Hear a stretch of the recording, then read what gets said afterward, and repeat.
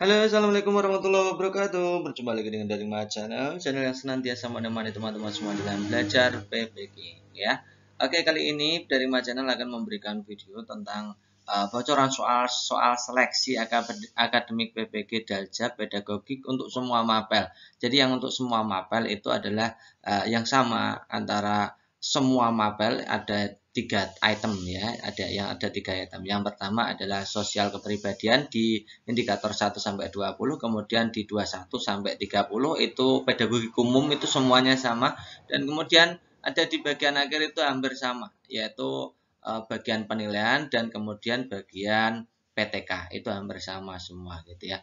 Tapi tergantung dari konteksnya. Tapi kalau seperti ini semua mapel bisa masuk dan pasti keluar gitu ya. Silakan teman-teman pelajari baik-baik untuk soal-soal ini.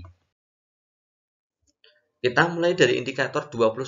Jadi pedagogik itu dimulai di indikator 21 gitu ya. Nanti teman-teman akan disajikan narasi tentang teori perkembangan peserta didik yang diterapkan dalam PBM. Nah, peserta dapat menentukan teori perkembangan apa yang sesuai gitu ya. Oke, soalnya begini teman-teman. Nah, ini. Perkembangan kognitif seseorang anak terjadi saat berinteraksi dengan lingkungan. Nah, ketika berinteraksi itu, anak memperoleh skema, yaitu kategori pengetahuan yang membantu dalam menginterpretasi dan dari dunia nyata, dari dunia. Ya. Nah, proses penambahan informasi baru ke dalam skema yang sudah ada disebut apa? Apakah A, tahap praoperasional dari teori kognitif biasa ya, equilibrium dari teori kognitif biasa atau akomodasi dari teori kognitif biasa, ataukah yang diasimilasi dari teori kognitif biasa, atau skemata atau skem ya dari teori kognitif biasa. Jadi ini fokusnya adalah proses penambahan informasi baru ke dalam skema yang sudah ada. Oke, berarti kita pada pelajaran kognitif biasa itu kita mengenal sebenarnya ada 3 ya. Ada asimilasi, ada akomodasi, dan juga equilibrium ya. Tapi kita akan bahas yang asimilasi dan akulturasi saja supaya nanti teman-teman lebih paham di situ. Di proses asimilasi dulu teman-teman. Asimilasi itu proses kognitif di mana seseorang itu mengintegrasikan persepsi atau konsep atau pengalaman baru ke dalam skema atau pola yang sudah ada. Kalau mengintegrasikan pengalaman baru atau persepsi baru atau konsep baru ke dalam skema yang sudah ada itu namanya asimilasi gitu ya. Sekarang bedanya apa dengan akulturasi? Kalau akulturasi itu menghadapi rangsangan atau pengalaman baru itu seseorang tidak dapat mengasimilasikan pengalaman yang baru dengan skema yang telah dipunyai, itu syaratnya ya. Jadi pengalaman baru itu bisa jadi sama sekali tidak cocok dengan skema yang telah ada. Dalam keadaan demikian, orang akan mengadakan akomodasi atau akulturasi atau akomodasi sama ya. Jadi akomodasi terjadi untuk membentuk skema baru yang cocok dengan rangsangan yang baru atau memodifikasi skema yang telah ada. Ya, sehingga cocok dengan rangsangan itu. Jadi ini bedanya asimilasi dan akomodasi. Nah, asimilasi tadi adalah pengintegrasian dari persepsi, konsep atau pengalaman baru ke dalam skema yang sudah ada. Kalau akomodasi tidak demikian, kebalikannya. Jadi pengintegrasian persepsi, konsep, pengalaman baru ke dalam skema baru, ya, rangsangan baru itu ya. Yang merupakan pengembangan. Jadi bedanya itu ya teman-teman ya. Maka karena di sini pertanyaannya adalah pengintegrasian informasi baru ke dalam skema yang sudah ada, jawaban yang paling tepat adalah opsi D, asimilasi.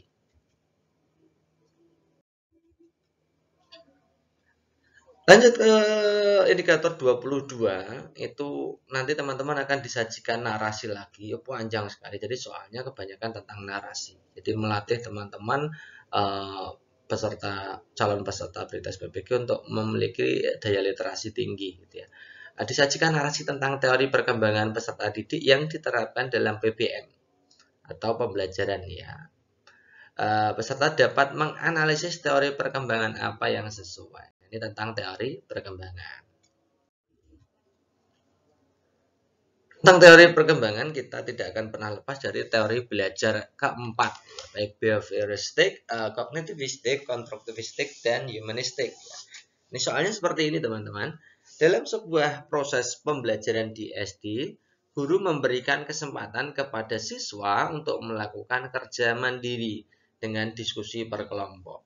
Ya, yang menjadi kata kunci adalah kerja mandiri atau dengan diskusi kelompok. Gitu ya. Berdasarkan teori perkembangan peserta didik, teori yang digunakan oleh guru tersebut adalah titik-titik. Apakah humanistik, behavioristik, kognitivistik, konstruktivistik, atau cybernetik gitu ya. Oh iya teman-teman, untuk misalkan saya bilang behaviorisme itu berarti sama dengan behavioristik ya, jadi itu konsepnya sama.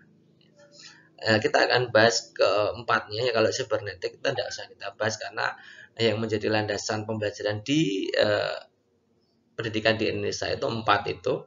Ya, yang paling terkenal memang empat itu, humanistik, behavioristik, kognitivistik, dan konstruktivistik. Kita akan bahas empat itu supaya bisa jawab ini gitu ya. Pertama adalah teori behavioristik. Itu memandang bahwa belajar itu adalah interaksi dengan lingkungan. Jadi fungsi guru adalah mengelola lingkungan supaya nanti bisa masuk ke siswa gitu ya. Dalam proses belajar mengajar yang terpenting adalah seorang akan dianggap belajar ketika sudah menunjukkan perubahan perilaku. Jadi ada perubahan perilaku. Biasanya untuk teori behavioristik itu hubungannya dengan pemberian stimulus kemudian diikuti dengan respon yang diamati gitu ya. Ciri-cirinya, ciri-ciri dari teori pembelajaran behavioristik itu lingkungan belajar harus diperhatikan. Jadi ditata oleh guru sedemikian hingga sehingga nanti berimbas pada perilaku peserta didik ya. Yang kedua adalah mengutamakan pembentukan tingkah laku atau stimulus respon dengan cara pengulangan, ya, latihan, pembiasaan, itu behavioristik. Yang ketiga adalah proses belajar harus menggunakan stimulus respon. Tadi kita sudah mengatakan ya. Nah, pengulangan itu teorinya biasanya teorinya Skinner gitu, pengulangan itu ya. Latihan itu ya. Ini biasanya tokoh-tokohnya adalah Thorndike, Skinner, Pavlov itu ya.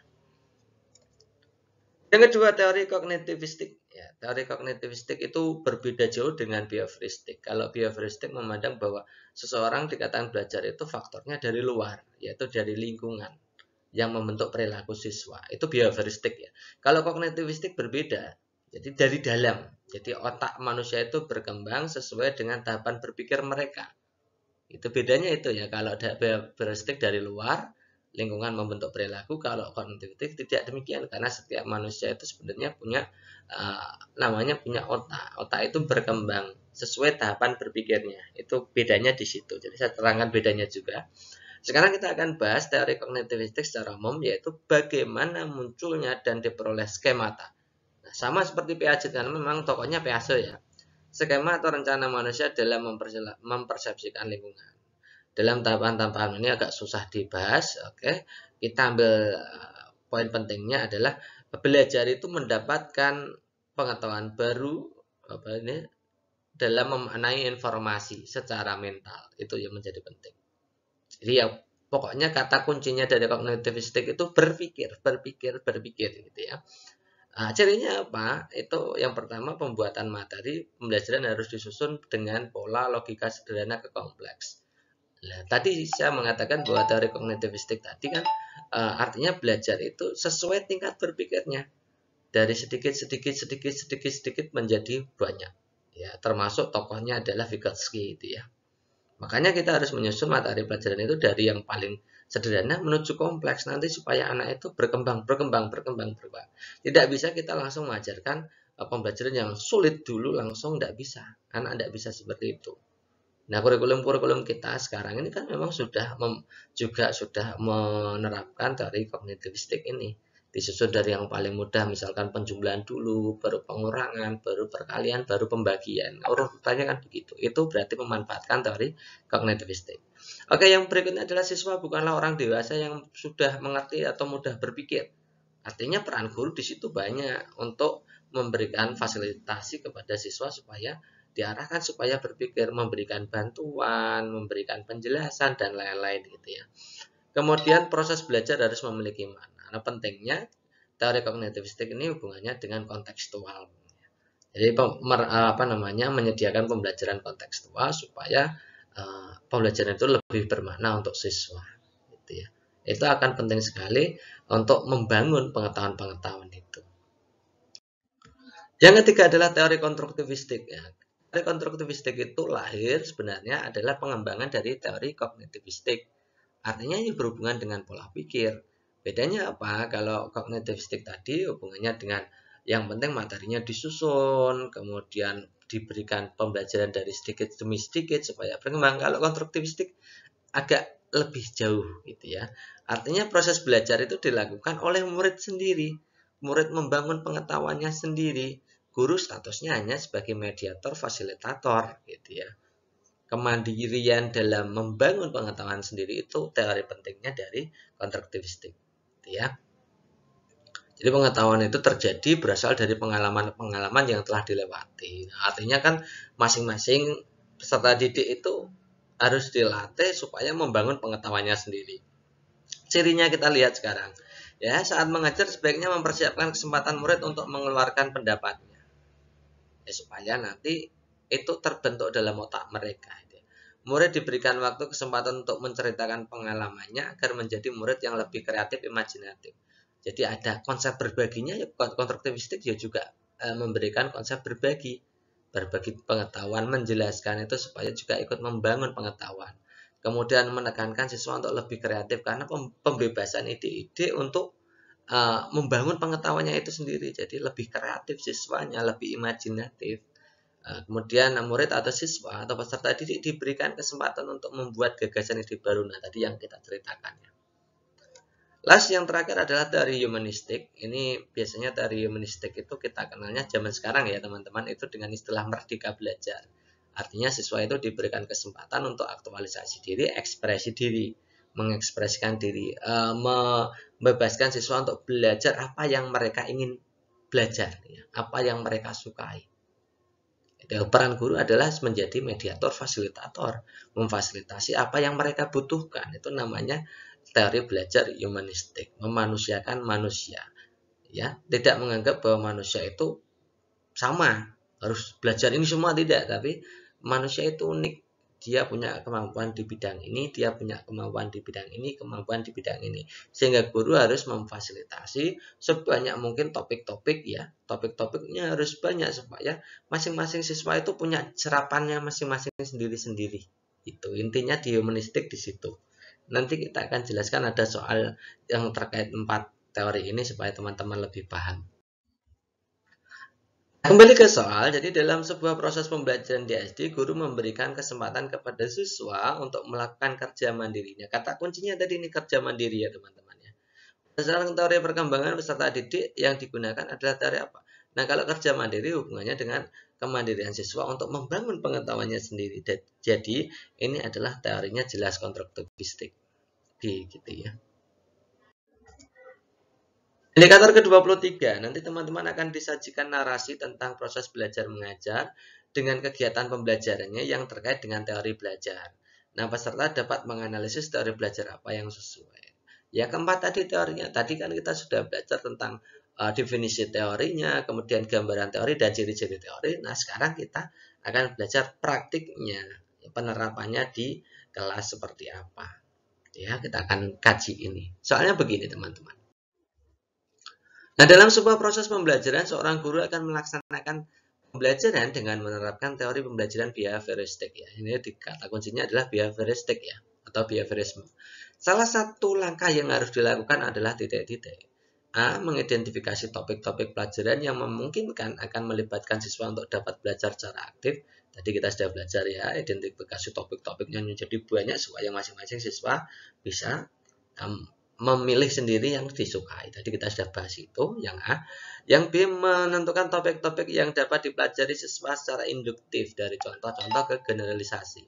Yang C, menjelaskan materi menjadi kategori dalam bentuk kecil seperti topik dan subtopik bahasa.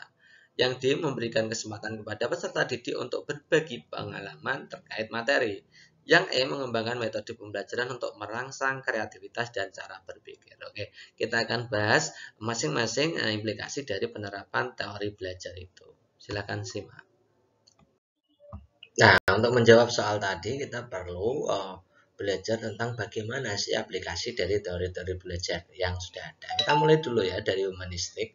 Teori humanistik ini mengatakan begini, cara prakteknya ya, bukan teorinya, tapi prakteknya atau implikasinya atau penerapannya dalam pembelajaran. Pertama, mengidentifikasi topik-topik pelajaran yang mungkin akan melibatkan siswa untuk dapat belajar lebih aktif. Tadi Tadi kita sudah mengatakan ya tadi ya bahwa pada pembelajaran humanistik itu setiap siswa itu, setiap peserta didik itu punya keunikan. Jadi kita sebagai guru harus mengidentifikasi banyak sekali topik ya. Nanti diajarkan secara luas gitu supaya masing-masing anak punya kesenangan sendiri terhadap topik mana yang disukai. Yang kedua, peserta didik diberi kebebasan untuk bergerak di ruang kelas. Jadi bebas menyampaikan pendapat, tidak dilarang berbicara, tidak ada pengelompokan atas dasar kecerdasan, ya bebas saja gitu ya. Kemudian guru menghargai kreativitas, mendorong prestasi, memberikan kebebasan belajar kepada peserta didik gitu ya. Ini salah satu penerapannya di Indonesia secara nasional adalah Merdeka Belajar itu mengadopsi dari belajar humanistik. Kemudian teori konstruktivistik ya, atau turunan dari teori belajar kognitivistik ya. Itu penerapannya begini. Yang pertama adalah penentuan topik-topik yang harus dipelajari siswa secara induktif. Dari contoh-contoh ke generalisasi. Ini teorinya, teori discovery learning itu semuanya masuk di konstruktivistik ya. Topik-topik harus dirancang sedemikian hingga kemudian disusun secara induktif ya, supaya siswa itu bisa menemukan sedikit demi sedikit pengetahuannya. Kemudian yang kedua adalah mengembangkan bahan ajar. Ada contoh-contoh soal, ilustrasi, tugas, dan sebagainya. Yang ketiga, murid diberikan waktu atau kesempatan untuk menceritakan pengalamannya. Jadi menceritakan pengalamannya itu juga dalam rangka membangun pengetahuan, ya, agar menjadi murid yang lebih kreatif dan imajinatif. Jadi teori belajar yang menekankan siswa atau memberi kesempatan siswa untuk meningkatkan kreativitas dan imajinasi siswa itu juga konstruktivistik ya. Teori yang ketiga adalah teori behavioristik. Itu penerapan yang paling populer. Saya jelaskan dua ini. Yang pertama adalah menjelaskan materi menjadi kategori-kategori bentuk kecil atau bentuk topik. Atau sekarang itu namanya pembelajaran tematik di SD. Ya, pembelajaran tematik itu juga mengadopsi teori belajar behavioristik jadi topik-topik gitu ya. Pokok bahasan, subpoin gitu ya. Kemudian melepaskan rangsangan stimulus ke siswa. Jadi ada stimulus, ada respon. Ya, dikasih motivasi supaya dapat respon. Responnya seperti apa? Dikasih hukuman, dikasih penguatan supaya siswanya nanti responnya seperti apa. Itu teori behavioristik. Yang terakhir adalah teori kognitivistik. Ini adalah induk dari teori konstruktivistik. Ini penyajian materi pembelajaran disusun dengan pola atau logika sederhana ke kompleks. Karena bersama ya dengan konstruktivistik ya. Memang konstruktivistik itu lahir dari kognitivistik gitu ya. Yang kedua, memberikan pembelajaran sesuai dengan perkembangan peserta didik. Yang terakhir adalah proses belajar mengajar harus kontekstual dan bermakna gitu ya. Jadi pembelajarannya harus bermakna. Artinya penyajian contoh-contoh soal, penyajian pembelajarannya harus merupakan hal-hal yang terjadi di sekitar siswa. Oke, dari sini kita bisa jawab ya, kalau yang A itu pertanyaannya apa? Behavioristik ya. Yang A lihat ya, mengidentifikasi topik-topik pelajaran yang mungkin akan melibatkan siswa untuk dapat belajar secara aktif tadi adalah humanistik ya. Menentukan topik-topik yang dipelajari siswa secara induktif, tadi discovery itu maksudnya di konstruktivistik. Nah, karena konstruktivistik itu anakan dari kognitivistik, maka itu juga menjadi bagian. Kemudian yang C, menjelaskan materi menjadi kategori dalam bentuk kecil subtopik. Nah, ini pembelajaran tema ya. Pembelajaran tema tadi masuknya adalah behavioristik ya. Kemudian yang D, memberikan kesempatan kepada peserta didik untuk berbagi pengalaman. Itu dalam rangka membangun pengetahuan. Ini pasti konstruktivistik. Kemudian yang E, mengembangkan metode pembelajaran yang merangsang kreativitas. Kalau yang merangsang kreativitas dan berpikir siswa tadi ada dua. Merangsang kreativitas itu konstruktivistik, memberikan kebebasan untuk anak kreatif itu adalah humanistik. Jadi saya tulis dua-duanya, konstruktivistik maupun humanistik. Kalau di situ ada dan cara berpikir siswa, jadi dua-duanya juga sama, tapi condongnya ke konstruktivistik sih gitu ya. Jadi jawabannya tadi pertanyaannya adalah behavioristik, maka jawabannya tepat adalah opsi C.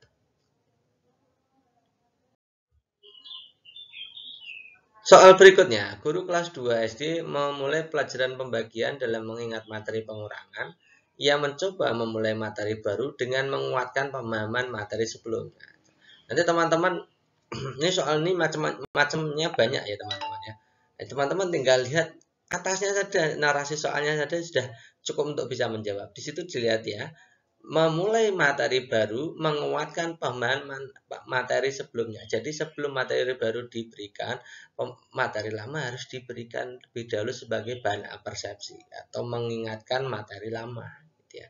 Pemahaman materi sebelumnya harus dikuatkan dulu. Gitu ya. Itu kata kuncinya. Kita lihat sekarang yang A. Teori belajar dengan mengulang-ulang, ini jelas tidak ya. Bukan seperti ini. Yang B, belajar harus banyak praktik. Ini juga tidak ada hubungannya dengan praktik kan. Oke, lewat ya. Dari belajar Vygotsky yang menyatakan bahwa belajar hal baru harus dimulai dari yang dikenal siswa. Tadi pas ya teman-teman ya. Mengingat materi pengurangan. Itu dari yang dikenal siswa. Sebelumnya kenalnya ini, kemudian materi baru harus kenal itu. Nah, itu jadi jawabannya C. Dari belajar Harel itu bukan ya. Yang kelima itu harusnya bukan PR, itu lupa apa namanya, ketikanya, bukan ketikanya ya, tapi yang diingat-ingat oleh teman-teman itu saat tes UP itu lupa, jadi gitu ditulis saja PR gitu ya, bukan ya itu ya. Jadi jawaban yang tepat adalah opsi C. Berikutnya, ini masih dalam teori. Menurut Brunner, apabila seseorang memahami objek-objek atau dunianya melalui gambar-gambar, visualisasi verbal atau kata lain, peserta didik belajar melalui bentuk perumpamaan atau perbandingan. Ini adalah tahapan dari titik-titik. Nah, ini juga termasuk kisi-kisi ya teman-teman ya. Kisi-kisi, ikonik, intuitif, enaktif, simbolik, atau konflik. Nah, kalau kita bicara tentang Brunner itu adanya ya enaktif, ikonik, dan simbolik. Yang lain mengecoh, jadi tidak kita bahas gitu ya. Bedanya apa antara enaktif, ikonik, dan simbolik? Kita akan lihat ini. Di urutannya ketika kita mempraktikkan atau menerapkan teori Brunner dalam pembelajaran, itu awalnya teman-teman harus mengajarkan siswa itu untuk memanipulasi benda-benda konkret. Misalkan kita akan belajar menghitung gitu ya. Menghitung. Itu berarti kita harus menyediakan dulu benda-benda konkret yang akan kita gunakan sebagai objek hitung, misalnya pulpen atau kambing atau apa. Itu artinya memanipulasi benda-benda konkret. Siswa belajar dari pengetahuan dan motorik gitu ya, gigitan, sentuhan, pegangan, dan lain-lain ya. Artinya benda-benda konkret itu dimanipulasi langsung gitu ya, dipegang, digigit, disentuh, dan lain-lain. Itu tahap inaktif, tahap interaksi dengan benda-benda konkret. Kemudian yang kedua itu kita tingkatkan lagi ke tahap ikonik. Jadi tadi setelah misalkan belajar menghitung tadi pakai benda-benda konkret seperti pulpen, kemudian batu atau dan lain-lain. Yang kedua kita sudah mulai menggantikan benda-benda itu dengan gambar. Misalnya gambar pulpen, gambar batu, gambar permen. Itu ya untuk menjelaskan operasi penjumlahan atau pengurangan gitu ya. Jadi tahap ikonik itu kita belajarnya tidak lagi ke benda konkret, tapi gambar-gambar benda konkret, gambar-gambar dari benda konkret atau visualisasi verbal gitu ya. Jadi melalui perumpamaan dan perbandingan gitu ya. Tadi pakai perumpamaan, misalkan pakai gambar-gambar tadi merupakan jenis perumpamaan. Yang ketiga adalah tahap simbolik. Kita sudah mengenal tahap simbolik. Jadi setelah pertama tadi berinteraksi langsung dengan benda-benda konkret, kemudian yang kedua melalui benda konkret yang digambar, gambar benda konkret. Yang ketiga ini sudah tidak menggunakan itu, tapi sudah menggunakan simbol-simbol, makanya disebut tahap simbolik. Misalkan penjumlahan ya 5 tambah 2 langsung ditulis 5 tambah 2, karena tahap awalnya tadi sudah memanipulasi benda konkret, yang kedua sudah pakai gambar, yang ketiga sudah mulai menggunakan simbol. Itu ya, sudah tidak ada gambarnya, sudah tidak ada benda konkretnya. Itu ya, ada 3 tahapan itu ya teman-teman ya. Nah, maka jawabannya di sini karena di sini gambar-gambar dan visualisasi verbal, maka jawabannya yang paling tepat adalah ikonik gitu ya. Ikon, kayak gambar. Dari belajar yang mengutamakan perubahan tingkah laku pada individu belajar dengan mengutamakan stimulus respon. Tadi kita sudah belajar ya. Stimulus respon tadi miliknya siapa? Nah, kita ingat lagi ya yang 4 tadi ya. Kalau kognitivistik apa? belajar itu ada tahap berpikirnya. Ya, belajar sesuai tahap perkembangan berpikir. Sedikit dari otak manusia. Kemudian kalau behavioristik hubungannya dengan stimulus respon. Kalau humanistik itu aktualisasi diri, ekspresi diri, dan memanusiakan manusia atau merdeka belajar. Yang terakhir adalah konstruktivistik itu membangun pengetahuannya sendiri. Ya, masing-masing siswa harus membangun pengetahuannya sendiri. Jadi jawaban yang paling tepat ya behavioristik itu ya. Indikator ke-24 nanti teman-teman akan disajikan narasi tentang kompetensi dasar penilaian dan hasil analisis belajar, serta dapat menentukan alat penilaian serta analisis hasil belajar untuk membantu peserta didik menguasai kompetensi tersebut. Jadi ini nanti soalnya terkait dengan KD, kemudian penilaian, analisis, dan lain-lain ya. Soalnya begini, salah satunya penilaian yang dilakukan pada akhir satuan waktu yang di dalamnya terdapat lebih dari satu pokok bahasan dan dimaksudkan untuk mengetahui sejumlah mana peserta didik dapat berpindah dari satu unit ke unit lainnya disebut titik-titik. Apakah penilaian formatif, penilaian sumatif, diagnostik, autentik, atau kognitif. Jadi triknya begini teman-teman, kalau jawab seperti ini jangan dibaca semuanya soalnya gitu ya. Tapi kita lihat poin-poinnya. Di situ poinnya adalah penilaian yang dilakukan pada akhir satuan waktu. Ya misalkan akhir tahun, akhir jauh, akhir semester. Itu kan artinya begitu. Nah itu masuk di formatif, sumatif, apa diagnostik. Ya. Saya jelaskan dulu. Jadi kalau penilaian formatif itu ya teman-teman itu mengenalnya dengan penilaian harian. Jadi penilaian harian itu penilaian formatif. Menilainya apa? Ya habis KD, satu KD, ulangan harian atau penilaian harian, gitu ya. Satu kompetensi atau satu program saja. Nah, tujuannya apa? Untuk melihat tingkat keberhasilan proses belajar mengajar itu sendiri pada KD itu.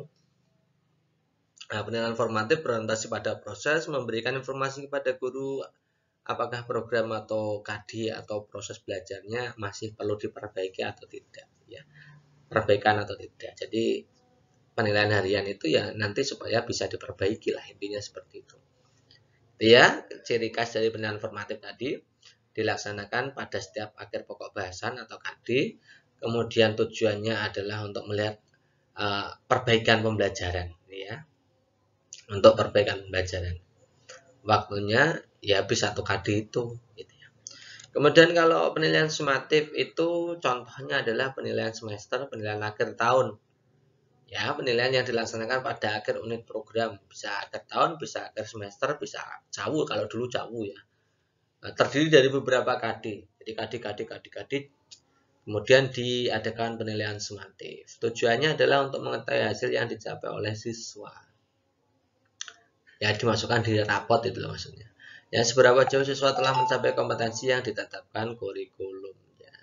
Fokusnya kalau tadi penilaian formatif berbasis proses, kalau sumatif ini hasil. Jadi yang dinilai ya kualitas angkanya, ya kuantitas angkanya, bukan perbaikan pembelajarannya, gitu ya. Yang terakhir adalah penilaian diagnostik. Ini tujuannya adalah mengetahui kelemahan-kelemahan. Jadi seperti penilaian harian, tapi fungsinya adalah untuk mengetahui kelemahan-kelemahan serta faktor-faktor penyebabnya. Gitu ya. Ada remedial, ada dan lain-lain itu ya contohnya. Jadi kita bisa jawab karena di sini setiap akhir satuan waktu lebih dari satu pokok bahasan atau lebih dari satu KD, maka jawabannya pasti adalah penilaian sumatif. Masuk ke indikator berikutnya. Setelah tadi indikator 25, sekarang masuk ke indikator 26. Bagaimana indikatornya, bunyinya seperti apa. Nanti teman-teman akan disajikan narasi atau deskripsi soal tentang karakteristik pembelajaran abad 21. Karakteristik pembelajaran abad 21. Nah, peserta dapat menganalisis karakteristik guru dan siswa abad 21 untuk membantu menguasai kompetensi tersebut. Jadi nanti pertanyaannya seputar keterampilan abad 21, apa saja yang harus dimiliki oleh guru pada pembelajaran abad 21 atau peran guru dalam pembelajaran abad 21 gitu ya. Soalnya begini teman-teman, dalam proses pembelajaran guru mengarahkan siswa pada diskusi, pemecahan masalah. Jadi guru mengarahkan siswa pada diskusi dan pemecahan masalah. Artinya apa? Guru mengarahkan di sini bukan untuk memimpin ya, tapi di situ adalah menjadi bagian dari fasilitator ya. Fasilitator diskusi dan pemecahan masalah. Kemudian hingga melakukan proyek guna melatih mereka berpikir kritis. Oke. Ilustrasi di atas sesuai dengan karakteristik guru abad 21 yaitu titik-titik. Saya ulangi lagi, dalam proses belajar guru mengarahkan siswa pada diskusi dan pemecahan masalah sehingga melaksanakan atau melakukan proyek guna melatih mereka berpikir kritis. Nah, ini peran guru berdasarkan abad 21 yang apa? Apakah A, pengajar, pendidik, penasihat, pelatih, pembimbing, pengawas, fasilitator, motivator, inspirator, dan pemimpin, pengarah, penilai. Oke. Jadi ini tujuannya adalah untuk memfasilitasi pembelajaran ya, intinya seperti itu, dan kemudian memfasilitasi anak untuk bisa berpikir kritis. Kita akan analisa masing-masing karakteristik guru abad 21, perannya seperti apa saja, coba kita lihat ya. Nanti sambil langsung dianalisa. Di halaman pertama kita sediakan 5 dulu. Peran guru dalam abad 21 itu yang pertama guru sebagai korektor, di mana guru harus membedakan nilai yang baik dan mana nilai yang buruk. Semua nilai yang baik harus guru pertahanan dan nilai yang buruk harus disingkirkan dari watak dan jiwa anak. Nah, ini tidak ada keterkaitannya dengan tadi ya, jadi tidak. Yang kedua, guru sebagai inspirator. Guru harus dapat memberikan ilham yang baik kepada kemajuan anak didik. Guru harus dapat memberi petunjuk cara belajar yang baik. Ini masuk tadi ya, masuk ya. Oke, nanti inspirator masuk berarti. Yang tiga, guru harus sebagai informator, di mana guru harus dapat memberikan informasi perkembangan ilmu pengetahuan dan teknologi selain bahan pelajaran untuk setiap mata pelajaran yang telah diprogramkan. Ini juga tidak masuk ya, karena ini perkembangan iptek, tidak ada hubungannya dengan narasi soal. Yang keempat, guru sebagai organisator, artinya guru memiliki kegiatan pengelolaan akademik, tata tertib dan seterusnya. Itu berarti bukan, tidak termasuk gitu ya. Yang kelima, guru sebagai motivator. Guru hendaknya dapat mendorong anak didik agar bergairah aktif belajar. Nah, aktif belajar ini tadi masuk ya. Jadi di 1 sampai 5 sudah dapat 2 kita, inspirator dan motivator. Kita lanjutkan untuk yang 6 sampai 13 karena peran guru di abad 21 itu ada 13 ayat teman-teman. Guru harus bisa sebagai inisiator, artinya guru harus dapat menjadi pencetus ide-ide kemajuan dalam pendidikan pengajaran, bukan mengikuti terus tanpa mencetuskan ide-ide inovasi, bukan ya. Yang nomor 7, guru sebagai fasilitator. Guru hendaknya dapat menyediakan fasilitasi atau wadah yang memungkinkan kemudian kegiatan belajar. Ini masuk pasti ya. Nomor 8 ini masuk ya. Guru sebagai pembimbing, membimbing anak menjadi manusia dewasa susila. Ini tidak. Guru demonstrator, memperagakan apa yang diajarkan secara didaktis. Ya, ini kurang tidak, ini bukan. Pengelola kelas, agar peserta didik betah tinggal di kelas dengan motivasi yang tinggi. Ini juga sebenarnya bisa, tapi ini fokusnya adalah bagaimana pengelolaan kelas agar siswa itu punya motivasi gitu ya. Ini juga bisa lah. Nah, kemudian guru sebagai mediator hendaknya memiliki pengetahuan pemahaman tentang media pendidikan. Ini tentang media kelihatannya tidak ya. Jadi dari semua itu tadi kita sudah dapat 3 yang paling utama, yaitu fasilitator, motivator, dan inspirator. Jadi jawabannya yang paling tepat adalah opsi C. Nah, varian soal yang lain, untuk mengembangkan profesionalitasnya, guru abad 21 harus memiliki minat baca yang tinggi. Nah, berikut yang tidak menunjukkan minat baca yang tinggi pada guru adalah titik-titik. Yang tidak menunjukkan gitu ya. Yang A, banyak mencetak buku-buku digital. Nah, karena banyak mencetak buku, maka dia banyak berkarya, maka dia juga pasti literasinya banyak. Jadi ini masuk. Yang B, browsing di internet ketika mengalami masalah pembelajaran. Yes, itu pasti masuk ya. Browsing atau mencari informasi via surfing di internet. Oke. Kemudian banyak membeli buku sebagai tambahan koleksi. Nah, membeli buku yang banyak itu memang merupakan ciri sebenarnya ya, ciri dari para pembelajar ya. Kemudian yang D, menggunakan tambahan gaji sertifikasi untuk gaya hidup konsumtif. Ini tentu saja ini jawaban yang paling tidak mungkin ya, yang D ini ya. Ini mudah. Kemudian ada soal berikutnya. Soal berikutnya ini ya masih varian yang sama dengan tadi. Perhatikan kecakapan siswa abad 21 atau abad 21 berikut ya. kecakapan interaksi antar budaya, berpikir kritis, pemecahan masalah dalam komunikasi, kecakapan kepemimpinan produktif dan akuntabel, literasi media baru dan literasi ICT, kecakapan inisiatif fleksibel dan inisiatif adaptif. Kecakapan yang tergolong kecakapan hidup dan life skill karir ya. Ini life skill karir. Jadi begini teman-teman, jadi kecakapan abad 21 untuk siswa itu dibagi menjadi 3 ya. Saya jelaskan ini supaya nanti teman-teman paham ya. Menurut Bernie Trilling dan Charles Fadel ya, dalam bukunya berjudul 21st Century Skill itu Learning for Life in Our Times ya, mengidentifikasikan ada beberapa kecakapan yang harus dimiliki oleh generasi abad 21. Mencakup nilai, perilaku, seperti rasa keinginan tinggi, kepercayaan diri, dan seterusnya. Nah, keterampilan dan kecakapan abad 21 ini digolongkan ke dalam 3 kategori utama. Ya, digolongkan dalam 3 kategori. Kategori pertama itu belajar dan inovasi. Keterampilan belajar dan berinovasi. Isinya apa saja? Berpikir kritis, memecahkan masalah, komunikatif, kreatif, kolaboratif, inovatif. Itu tentang belajar dan inovasi. Yang kedua adalah keterampilan atau keahlian literasi digital. Ini literasi digital itu literasi media baru, literasi teknologi informasi atau ICT. Yang ketiga adalah kecakapan hidup atau life skill karir. Kecakapan hidup dan karir berbeda dengan keahlian literasi digital. Ketika kecakapan hidup dan karir itu apa saja yang sebagai indikatornya adalah kemampuan inisiatif yang fleksibel, kemampuan inisiatif fleksibel, inisiatif adaptif, kecakapan diri secara sosial dalam interaksi antar budaya tetap masuk ya, kecakapan kepemimpinan produktif dan akuntabel, serta bertanggung jawab. Nanti saya jelaskan lebih detailnya masing-masing dari indikator ini. Tapi ini cukup ya. Tadi yang ditanyakan adalah kecakapan hidup dan karir, maka jawabannya ya harus kemampuan inisiatif fleksibel, inisiatif adaptif, kecakapan diri secara sosial dalam interaksi antar budaya, kepemimpinan produktif, serta tanggung jawab. Ya, kita lihat ya. Yang satu kecakapan interaksi budaya, yes. Kalau berpikir kritis kan belajar inovasi bukan. Kecakapan pemimpin produktif, kepemimpinan produktif, yes. Ini masuk ya. Literasi media baru ini literasi digital, tidak usah ya. Kecakapan inisiatif fleksibel dan inisiatif adaptif 5 ini yes. Jadi jawaban yang tepat adalah 1, 3, 5. Berikutnya, karakteristik siswa abad 21. Penerapan model pembelajaran konstruktivistik seperti diskusi, curah pendapat, debat dimaksudkan untuk mengembangkan keterampilan siswa yaitu titik-titik. Oke, ini adalah pembelajaran konstruktivistik di mana pembelajaran konstruktivistik itu harus membangun pengetahuannya sendiri step by step sendiri gitu ya.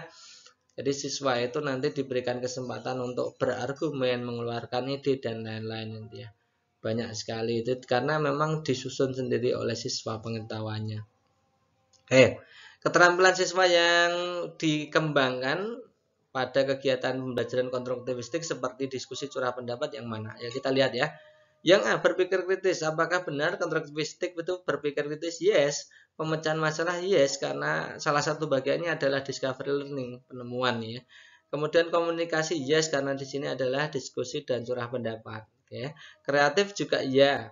Kreatif ini pasti karena mengeluarkan ide-ide gitu ya. Kolaboratif itu kerjasama sama yes ya, termasuk inovatif juga. Jadi A ini masuk semua.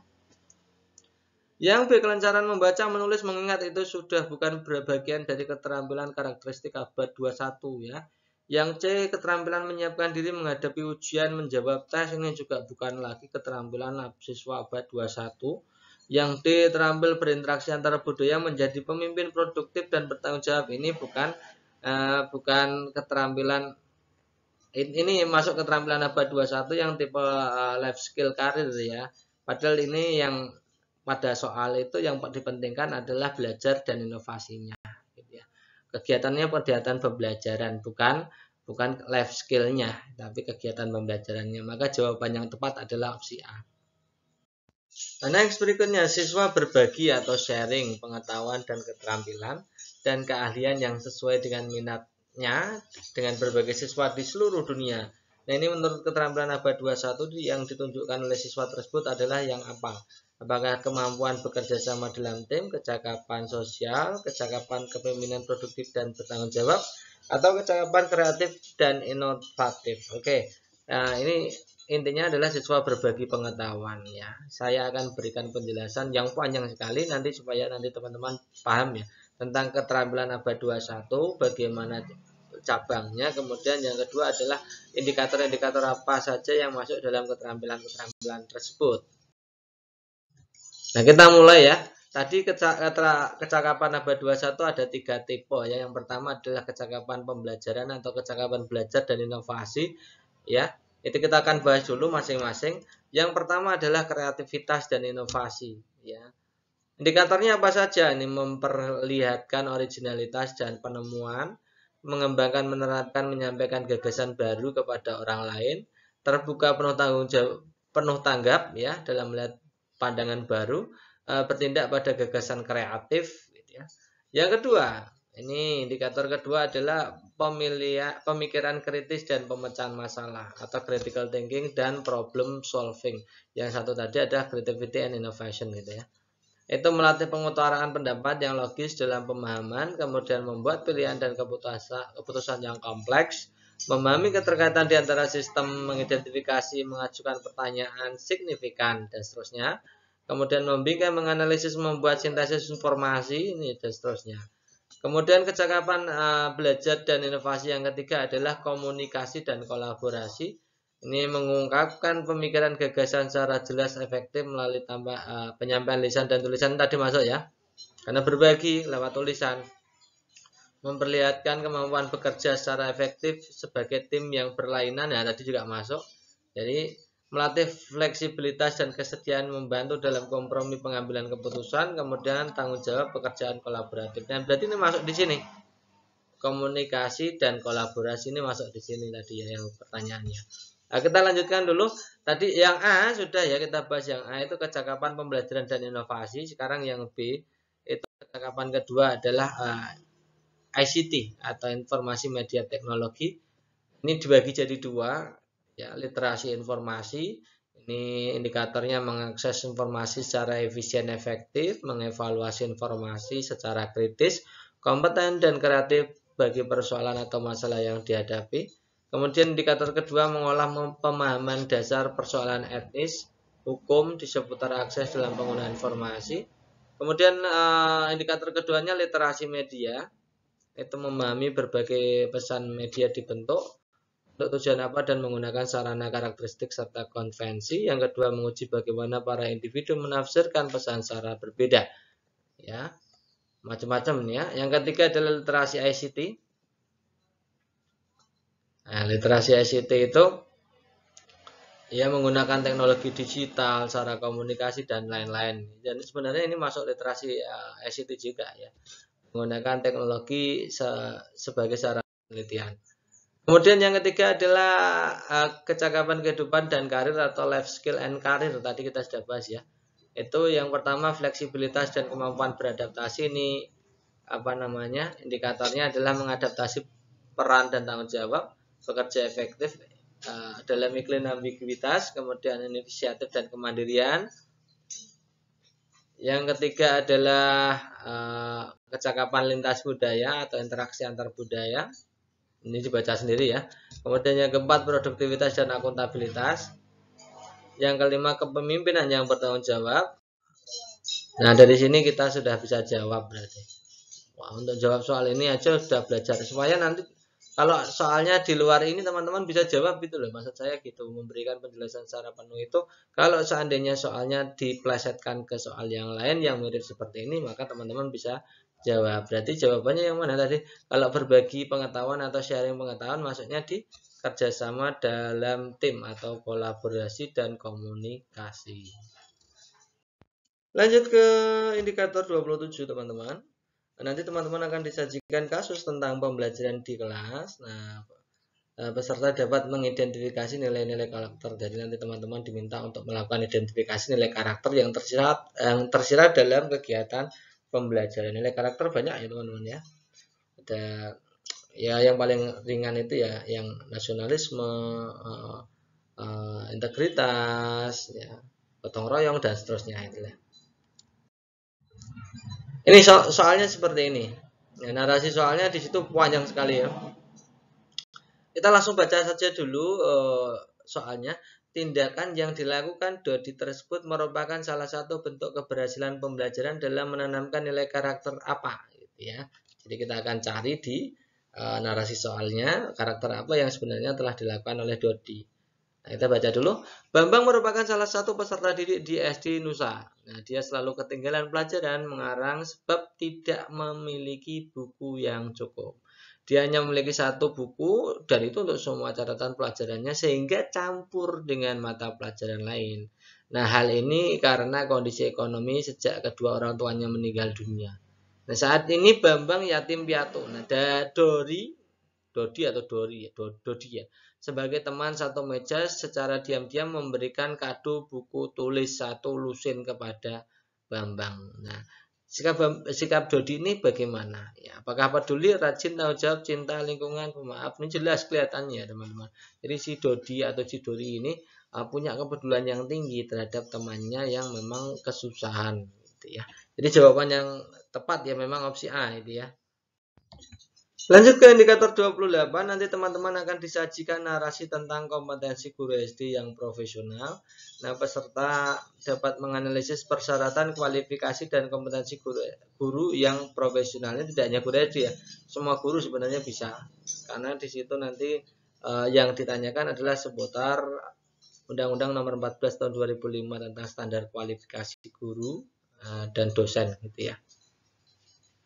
Oke, kita masuk saja ke soalnya. Nih, guru hendaknya berperan sebagai motivator dan inovator dalam pembangunan pendidikan dengan memahami dunia sekitar dan lingkungannya. Nah, tugas ini merupakan kaitan kompetensi guru antara fungsi kompetensi dengan titik-titik. Apakah sosial guru dengan sifat kompetensi guru? Apakah sosial guru dengan ruang lingkup kompetensi guru? Kepribadian guru dan ruang lingkup kepribadian guru, yang D sosial guru dengan kepribadian guru. Ini yang berhubungan yang mana? Oke, berarti kalau ada soal seperti ini kita harus menganalisa untuk karakteristik dari kompetensi sosial bagaimana, karakteristik kompetensi kepribadian bagaimana, kemudian ruang lingkupnya seperti apa gitu ya. Dua-duanya harus paham ya. Oke, kita berikan penjelasannya sebagai berikut. Kita mulai dengan yang kepribadian dulu. Nah, nih. Jadi pertama kita jelaskan tentang sifat atau kompetensi kepribadian dari segi definisi atau pengertian. Kompetensi kepribadian adalah kompetensi yang berkaitan dengan perilaku pribadi guru itu sendiri, ya. Memiliki nilai luhur sehingga terpancar dalam perilaku sehari-hari. Misalkan jujur itu kan juga kepribadian, tanggung jawab itu kepribadian, gitu ya. Fungsi kompetensi kepribadian bagi guru adalah memberikan bimbingan jadi teladan atau suri teladan, nah, secara bersama-sama mengembangkan kreativitas dan membangkitkan motivasi belajar serta dorongan untuk maju kepada anak didik. Nah, tadi masuk ya. Ini jadi masuk nih. Ya, tadi kan pertanyaannya memberikan motivasi, gitu ya. Oke, itu fungsi kompetensi guru. Sekarang kita belajar tentang ruang lingkup dari kompetensi kepribadian itu yang apa saja. Satu itu guru sebagai manusia ciptaan Tuhan yang Maha Esa berkewajiban untuk meningkatkan iman dan ketakwaan kepada Tuhan yang Maha Esa. Ya, karena guru itu bagian dari makhluk, maka dia juga harus beriman bertakwa. Gitu ya. Yang kedua, adanya rasa percaya diri dan tanggung jawab. Ya. Yang ketiga, adanya tenggang rasa dan toleransi. Jadi guru yang profesional yang punya kompetensi kepribadian itu hanya harus punya rasa tanggung jawab, rasa toleransi, dan seterusnya. Kemudian guru profesional menurut ruang lingkup dari kompetensi kepribadian itu adalah guru yang diharapkan dapat menjadi fasilitator. Jadi selain motivator ini ada fasilitator yang menumbuhkan budaya berpikir kritis. Ya. Jadi fungsi guru pada kompetensi kepribadian ini selain untuk menampilkan perilaku pribadi guru itu sendiri juga sebagai suri teladan agar ada dua hal itu ya. Yang pertama membangkitkan motivasi, yang kedua menjadi fasilitator dalam menumbuh kembangkan budaya berpikir kritis dan seterusnya. Nah, sekarang kita Kita bandingkan dengan pengertian kompetensi sosial. Kalau kepribadian berkaitan dengan pribadi masing-masing guru, yang kompetensi sosial begini. Jadi kemampuan guru untuk berkomunikasi, berinteraksi secara efektif, efisien dengan peserta didik, guru, orang tua, dan masyarakat. Ini berkaitan dengan interaksi berarti ya teman-teman, berkomunikasi dan berinteraksi itu sosial. Jadi ruang lingkup sosial itu apa saja? Ya terampil berkomunikasi terhadap peserta didik, terhadap orang tua dan semua pihak. Yang kedua adanya sikap simpatik, jadi sudah simpatik ya, berwibawa itu ya. Kemudian dapat bekerja sama, ya, adanya dapat bekerja sama, pandai bergaul itu bagian dari kompetensi sosial, memahami dunia sekitar, ya itu kompetensi sosial. Jadi tidak ada keterkaitannya dengan motivasi dan fasilitator pembelajaran gitu ya. Nah, maka kita bisa jawab karena di sini fungsinya adalah perannya sebagai motivator dan inovator, maka itu bukan kompetensi sosial, tapi itu jelas kompetensi kepribadian gitu ya.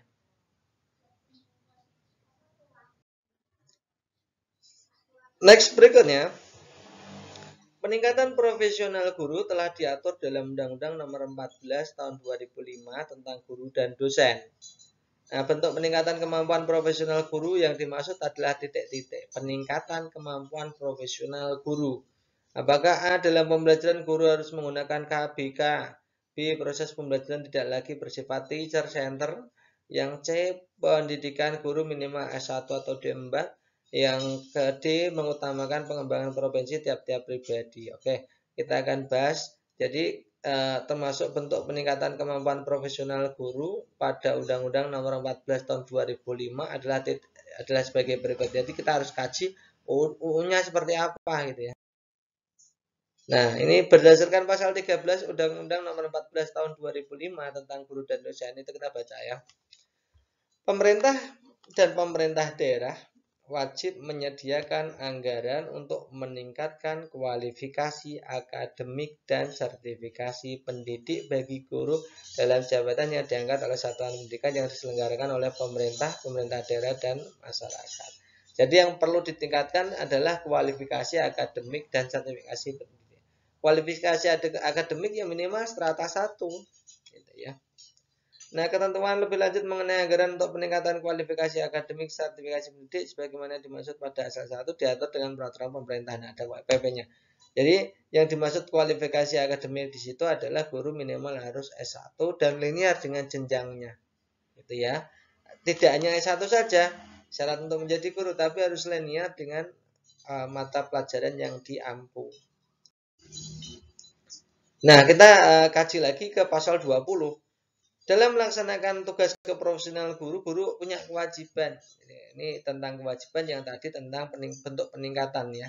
Yang sekarang bentuk kewajiban, yaitu merencanakan pembelajaran, melaksanakan, menilai, mengevaluasi, itu kewajiban guru. PP nomor Undang-Undang nomor 14 tahun 2005 ya, pasal 20. Meningkatkan mengembangkan kualifikasi akademik, ini masuk lagi ya. Mengembangkan kualifikasi akademik kompetensi secara berkelanjutan sejalan dengan perkembangan iptek. Bertindak objektif, tidak diskriminatif, kemudian menjunjung tinggi peraturan perundang-undangan, hukum dan seterusnya, kemudian memelihara memupuk persatuan dan kesatuan. Jadi sama. Yang ditingkatkan adalah kualifikasi akademiknya dulu. Jadi jawaban yang paling tepat ya pendidikan guru minimal S1, ini berhubungan dengan kualifikasi akademik. Indikator ke-29, ini kita akan disajikan materi tentang regulasi profesi guru. Nanti teman-teman diajarkan, ditanyai tentang regulasi atau peraturan perundang-undangan terkait dengan profesi guru. Nah, peserta dapat melakukan analisis terhadap kebijakan nasional dan juga regulasi mengenai guru sebagai jabatan profesional. Oke, soalnya seperti ini. Undang-Undang Nomor 14 Tahun 2005, ini sama masih tadi ya, tentang guru dan dosen menjelaskan bahwa guru merupakan tenaga profesional pada jenjang pendidikan dasar, pendidikan menengah, dan pendidikan anak usia dini pada jalur pendidikan formal. Nah, pernyataan yang tepat tentang tenaga profesional dalam Undang-Undang 14 Tahun 2005 adalah titik-titik.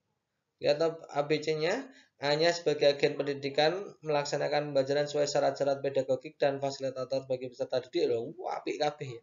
Bagus semua. Yang B, kegiatan yang dilakukan oleh seseorang yang memerlukan keahlian, kemahiran, kecakapan, memenuhi standar, mutu, norma tertentu serta memerlukan pendidikan profesi. Yang C, akan mempelajari pengembangan ilmu pengetahuan, teknologi, seni, peningkatan mutu pendidikan nasional dan seterusnya. Pendidikan dengan tugas utama mengajar, mendidik, membimbing, mengarahkan, melatih, menilai, semuanya bagus pilihan gandanya. Terus teman-teman mau pilih yang mana? Ya, karena memang soalnya seperti ini. Soalnya hot sekali dan semuanya bagus. Gitu ya.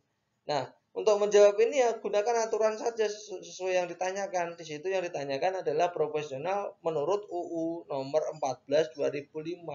Jadi kita belajarnya ya tinggal kita keluarkan saja UU 14 2005, kita cari definisi dari profesional itu seperti apa. Ya, kita lihat ya. Nah, ini menurut Undang-Undang Nomor 14 Tahun 2005 yang namanya profesional itu adalah pekerjaan atau kegiatan yang dilakukan oleh seseorang dan menjadi sumber penghasilan kehidupan yang memerlukan keahlian, kemahiran, kecakapan, ya memenuhi standar mutu, norma, memerlukan pendidikan profesi itu namanya tenaga profesional. Kalau tenaga profesional itu orangnya, kalau profesional itu artinya gitu ya. Jadi kita bisa jawab ya tadi ya, yang paling benar berarti yang opsi B. Kegiatan yang dilakukan oleh seseorang berdasarkan keahlian, kemahiran, kecakapan, standar mutu, norma, serta pendidikan profesi. Jadi jawabannya yang tepat opsi B. Indikator ke-30 nanti teman-teman akan diberikan kasus etika profesi. Nah, peserta dapat mengenali sanksi pelanggaran kode etik guru. Oke. Ini nanti teman-teman disajikan seperti ini teman-teman, narasi soal gini ya. Memberitakan Merdeka.com memberitakan seorang guru honorer berinisial FS disangka memukul siswanya.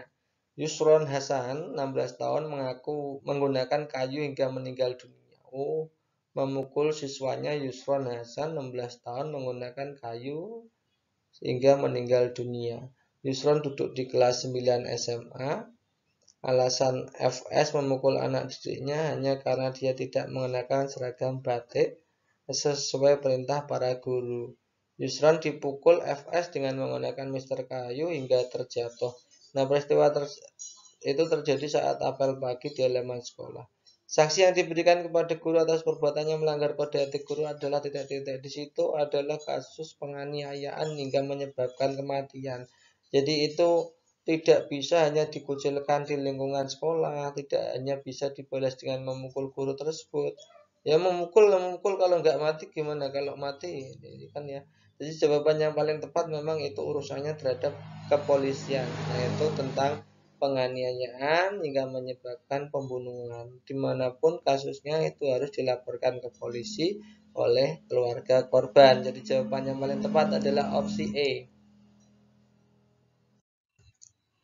Oke, itu dulu teman-teman. Terima kasih atas perhatiannya dan sekedar informasi bahwa dari Majana telah meluncing e-book seleksi akademik PPG PGSD tahap 2.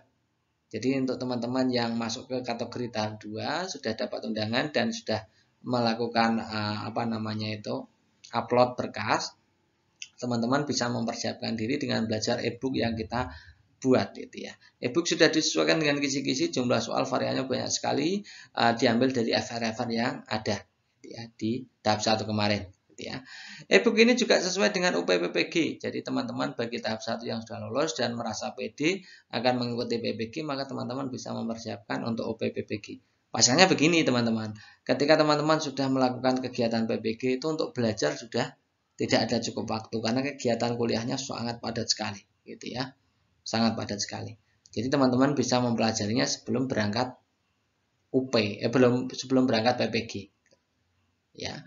E-book ini sudah kita sesuaikan dengan UP PPG. Kemudian bagi teman-teman yang retaker juga, yang belum lolos UP PPG, teman-teman bisa menggunakan e-book ini karena kisi-kisinya sama. Dan soal-soal ini diambil dari soal-soal asli. Jadi teman-teman bisa belajar dari soal asli. Banyak sekali kemarin teman-teman ada yang 80% keluar, ada yang hampir 90%. Tapi ada juga bagi teman-teman yang mungkin kurang bacanya kurang penuh, ada yang 30%, ada yang 50% keluar, ada yang 60% keluar. Tapi saya sudah berusaha semaksimal mungkin agar teman-teman itu bisa menjawab sesuai dengan clue-nya atau kata kuncinya seperti tadi. Jadi manfaatkan fasilitas yang diberikan oleh Daring Channel, baik video, ebook maupun tryout-nya. Tryout-nya belum kita buatkan, nanti tryout-nya akan kita buatkan sehingga teman-teman itu bisa belajar dan mendapatkan hasil maksimal, gitu ya. Bagi teman-teman yang mau tertarik membelikan modul atau ebook, ya, ebook untuk persiapan seleksi akademik tahap 2, atau teman-teman yang mau belajar UPPPG 2022, atau teman-teman yang mau melaksanakan retaker 2022, silakan hubungi untuk mendapatkan ebook ini di 085712166998 di WA saja, gitu ya teman-teman ya. Terima kasih atas perhatiannya. Cukup sekian. Assalamualaikum warahmatullahi wabarakatuh.